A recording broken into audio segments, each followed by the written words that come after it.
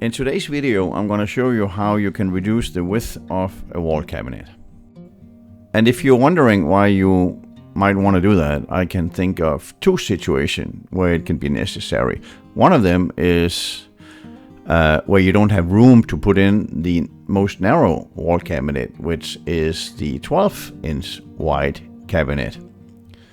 So in that situation, you can take that 12-inch wall cabinet and you can cut it down to 5 or 10 inches in the width, because if it's a 30-inch high wall cabinet, we can take a drawer front that is either 5 or 10 inches high, spin it 90 degrees, put some hinges on it, and use it as a door.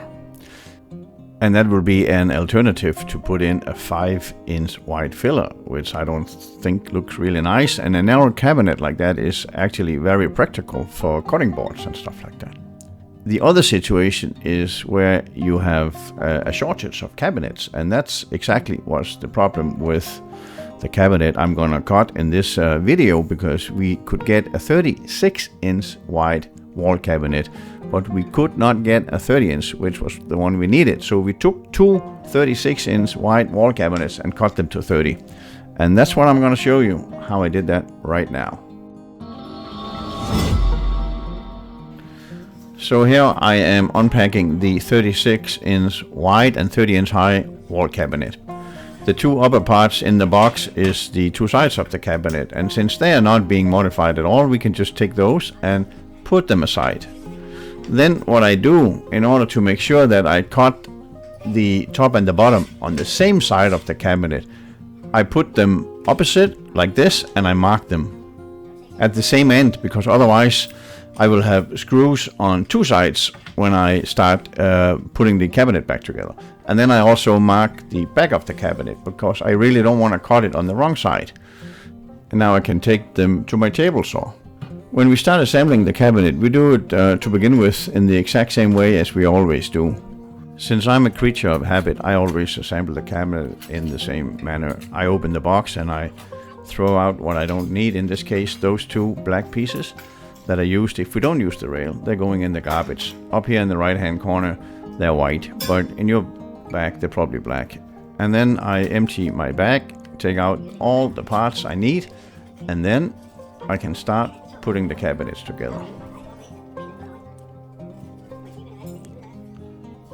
Even though we have cut the cabinet in the width, we will still put the bracket that is used for hanging the cabinet on the rail. We put that on both sides of the cabinet.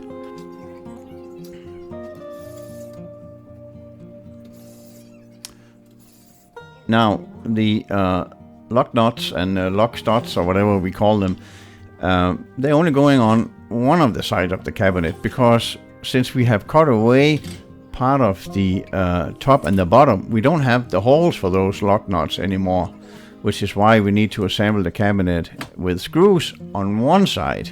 But in this case, I start with the bottom where we have those nuts and those lock studs, and I put those on.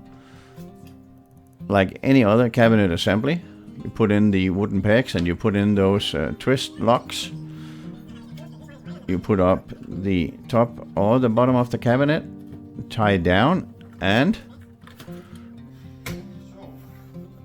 as you can see, we don't have any holes up there now. We don't have holes for wooden pegs, and we don't have holes for the lock stud and the lock nut. So I can take all those and throw out. And we can throw those out as well. That is the washer if we were hanging the cabinet without the rail.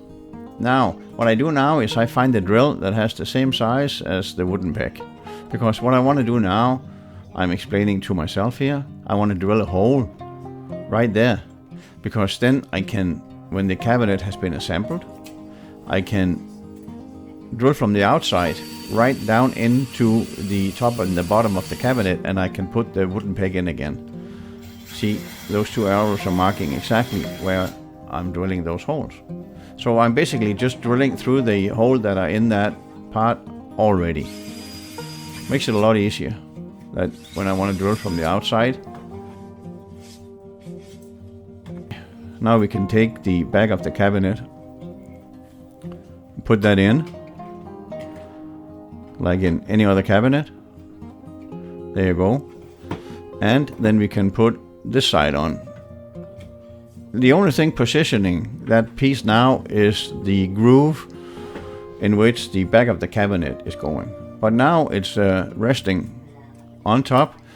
And what I want to do is I want to put some screws in, because that's the only way to assemble that cabinet. And in this case, I'm using number 8, and they're 1 inch and 3/4 long. You can pick longer screws if you want to. That's just what I had in my toolbox, but you don't want to pick anything that's shorter than 1 inch and 3/4, because you want to have a good grip, and you want to make sure that this cabinet is being put together so it is as strong as it was originally. And then I take a small drill, and I drill through my top right there. See, you don't want to drill where there's a hole sitting on the inside already. I start at the front, but I make sure that I line up the top with the side of the cabinet at the back, because that's where it's flush. And I only drill 1 hole before I put a screw in, so I'm certain that it's not moving. There we go. 1 screw sitting firmly. Now, before I put in that second screw on that side of the cabinet, I turn it around and do the same thing at the other end. I pre-drill and put in another screw.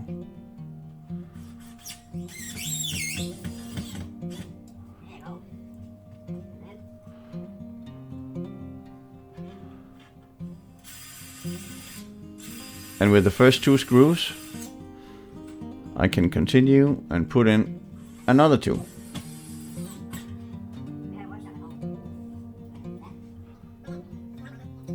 And talk a bit. Clearly, I have something interesting to share. Wow, yeah.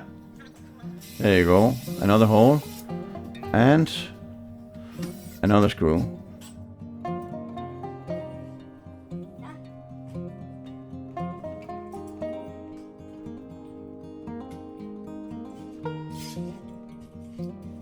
And now we got those screws in. I take my drill and I can drill through that hole I drilled before from the other side. Yeah, I need a new chuck for my drill. It is coming loose every now and then. I know. I should go get one. Anyway, what I'm doing is I'm drilling through all the way with that hole that has the same size as the wooden peg. And now I can take those pegs and I can put in. You can add some glue if you want to. I'm not a big fan of glue because I like sometimes the cabinet has to come apart again if I made a mistake in the installation. But I think it's pretty safe to add some glue right here because we have decided we want to make it 30 inch wide. And you do the same on the other side.